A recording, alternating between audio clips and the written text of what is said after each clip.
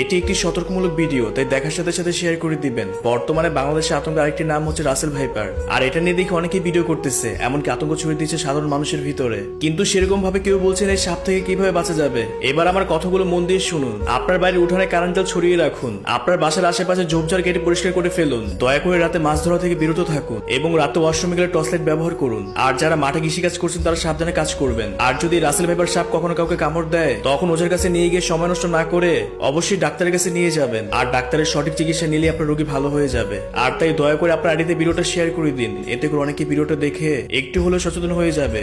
এটি একটি সতর্কমূলক ভিডিও, তাই দেখার সাথে সাথে শেয়ার করে দিবেন। বর্তমানে বাংলাদেশে আতঙ্কের আরেকটি নাম হচ্ছে রাসেল ভাইপার। আর এটা নিয়ে দেখে অনেকেই ভিডিও করতেছে, এমনকি আতঙ্ক ছড়িয়ে দিচ্ছে সাধারণ মানুষের ভিতরে। কিন্তু সেরকম ভাবে কেউ বলছেন এই সাপ থেকে কিভাবে বাঁচা যাবে। এবার আমার কথাগুলো মন দিয়ে শুনুন। আপনার বাড়ির উঠানে কারেন্ট তেল ছড়িয়ে রাখুন। আপনার বাসার আশেপাশে ঝোপঝাড় কেটে পরিষ্কার করে ফেলুন। দয়া করে রাতে মাছ ধরা থেকে বিরত থাকুন।